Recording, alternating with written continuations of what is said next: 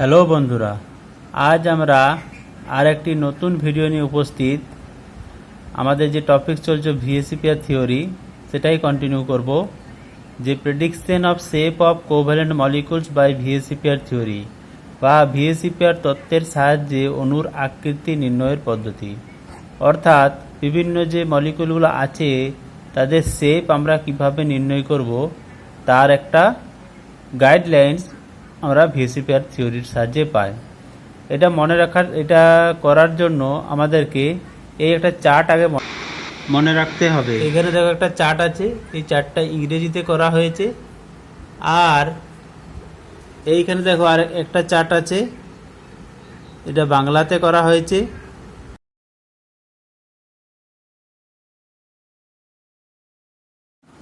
আমরা একটা মলিকুল নিচ্ছি, ধরো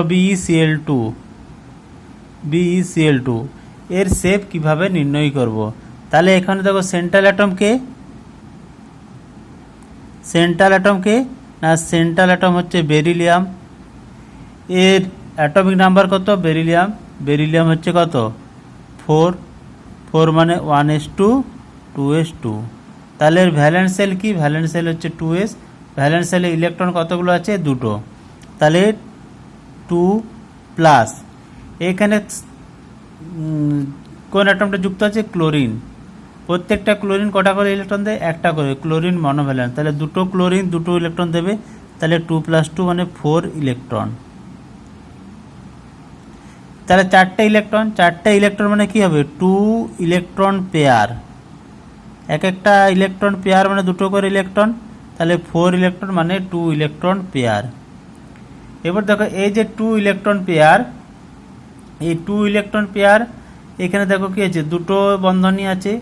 বেরিলিয়ামের সাথে দুটো ক্লোরিন যুক্ত থাকবে। তাহলে এখানে কি হচ্ছে? বেরিলিয়াম দুটো ক্লোরিন যুক্ত আছে, তাহলে দুটো বন্ধন।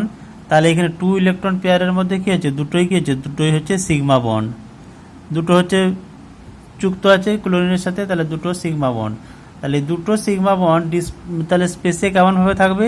তাহলে ডিসপোজিশন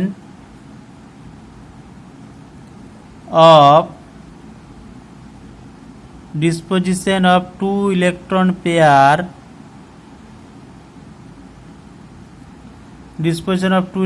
কি হবে?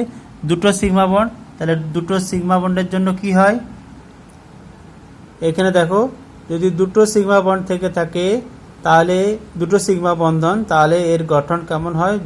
মানে জিওমেট্রি হয় সরলরৈখিক বা লিনিয়ার, আর শেপও হবে লিনিয়ার। এখানে দেখো এক্সাম্পল দেওয়া আছে BF2CO2 HgCl2। তাহলে এখানে ডিসপোজিশন অফ 2 ইলেকট্রন পেয়ার কি হবে? Linear.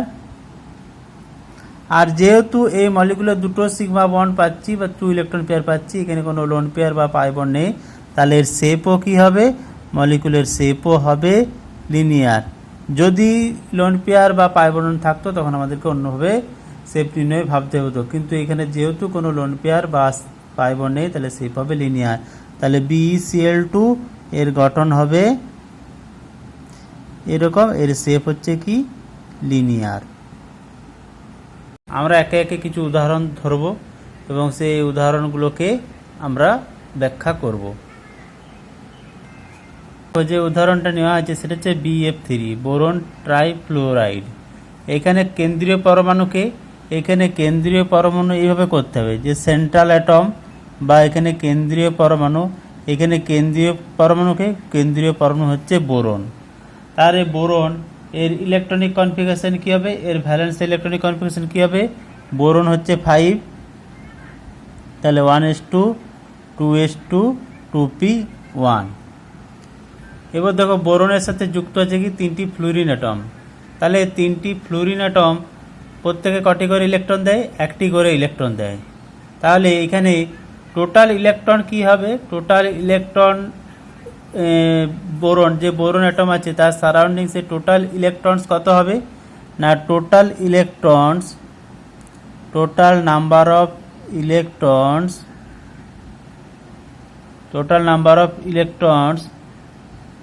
in the valence shell of boron। তাহলে বোরন, এই যে বোরন আছে এর সারাউন্ডিং সেট কতগুলো ইলেকট্রন দাঁড়াচ্ছে, অর্থাৎ টোটাল ইলেকট্রন কত দাঁড়াচ্ছে। তাহলে ভ্যালেন্স শেলে কতগুলো ইলেকট্রন আছে, 3। আর ফ্লোরিন কটা আইটেম আছে, 3টি ফ্লোরিন। তো 3টি ফ্লোরিন কত, প্রত্যেকে একটা করে ইলেকট্রন দেয়, তাহলে 3টি ফ্লোরিনের জন্য 3। তাহলে মোট ইলেকট্রন কত হচ্ছে, 6 ইলেকট্রনস। মোট ইলেকট্রন দাঁড়াচ্ছে হচ্ছে 6।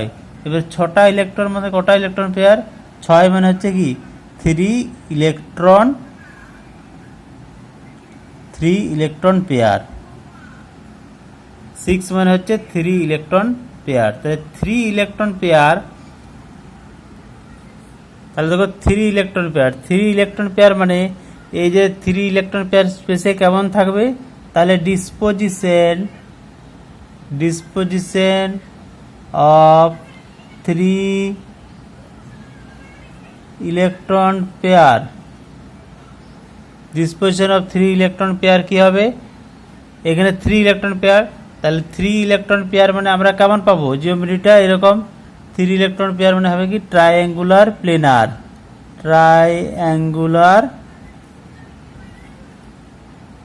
প্লেনার।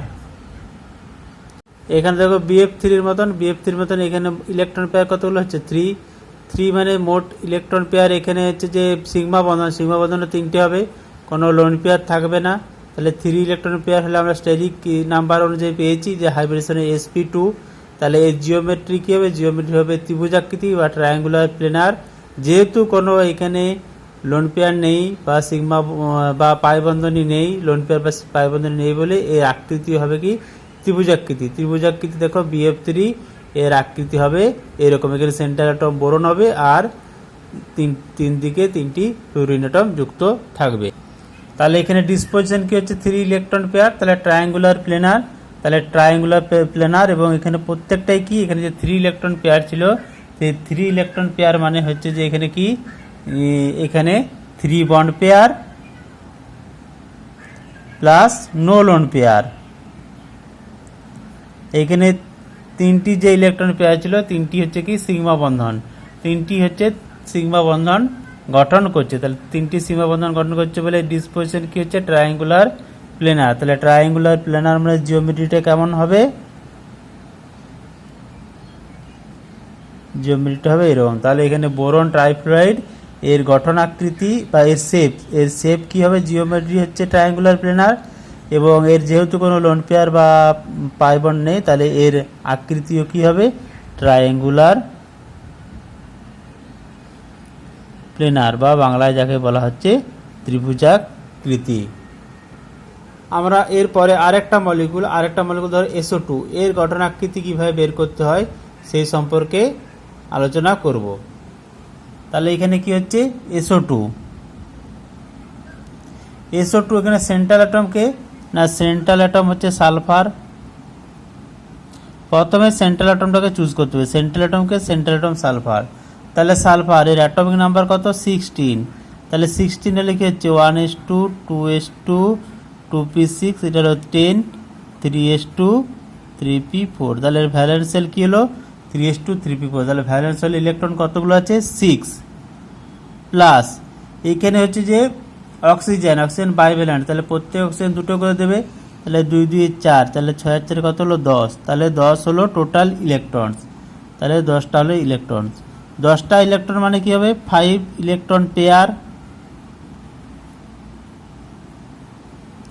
তাহলে 5 ইলেকট্রন। এবার 5 ইলেকট্রন পেয়ারের মধ্যে দেখো অক্সিজেন যেহেতু বাইভ্যালেন্ট মানে ডবল বন্ড গঠন করবে, তাহলে ডবল বন্ড গঠন যদি করে, তাহলে ডবল বন্ডগুলোকে আমরা কিন্তু এই যখন জিওমেট্রি শেপ নির্ণয় করব তখন কিন্তু ডবল বন্ডগুলোকে ধরবো না, অর্থাৎ এই ডবল বন্ডগুলোকে কী করতে হবে, আমাদেরকে বাদ দিতে হবে হিসাব থেকে। তাহলে এখানে 2টো ডবল বন্ড আছে, তাহলে 2টো ডবল বন্ড বাদ গেলে কি হচ্ছে, এর ইলেকট্রন পেয়ার দাঁড়াচ্ছে কত, তাহলে 3 সিগমা বন্ড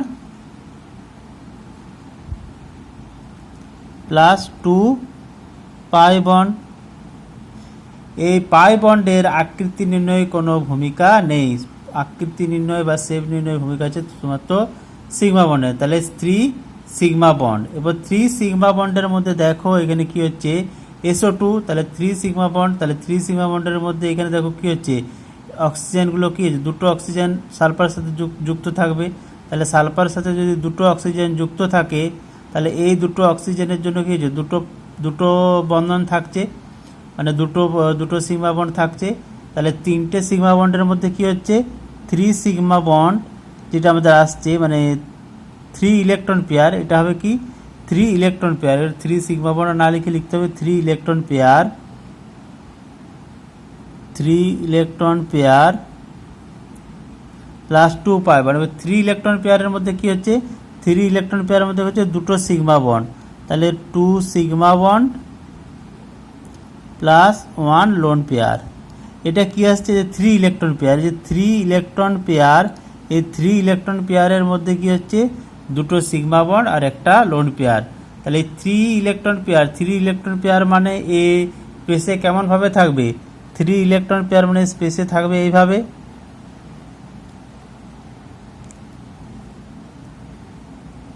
একটা দুটো তিনটে 3 ইলেকট্রন পেয়ার মানে কি দুটো সিগমা বন্ড, তাহলে দুটো সিগমা বন্ড আর একটা লোন পেয়ার, তাহলে দুটো সিগমা বন্ড আর একটা লোন পেয়ার। তাহলে এর জিওমেট্রি কি হতো, জিওমেট্রি তো ট্রায়াঙ্গুলার প্লেনার, কিন্তু ট্রায়াঙ্গুলার প্লেনার এর জিওমেট্রি হবে, কিন্তু এর শেপ কি হবে, শেপটা কি হচ্ছে এরকম, শেপটা দেখো আসছে অ্যাঙ্গুলার বা ভি শেপ, বা এটাকে বলা হয় বেন্ড শেপ। আমাদেরকে আরেকবার বলছি, এখানে যখন জিওমেট্রি নির্ণয় করব তখন আমাদেরকে এখানে যে এই 3 ইলেকট্রন পেয়ার এইটা আমাদের দেখবে, জিওমেট্রি হবে কিন্তু ট্রায়াঙ্গুলার প্লেনার, কিন্তু এর শেপ কি হবে, শেপ যখন নির্ণয় করব তখন কিন্তু আমরা এই শুধু সিগমা বন্ডগুলোকে ধরবো, কোনো লোন পেয়ার বা পাই বন্ডকে ধরবো না। তাহলে এর শেপ কি হবে, অ্যাঙ্গুলার বা ভি শেপ।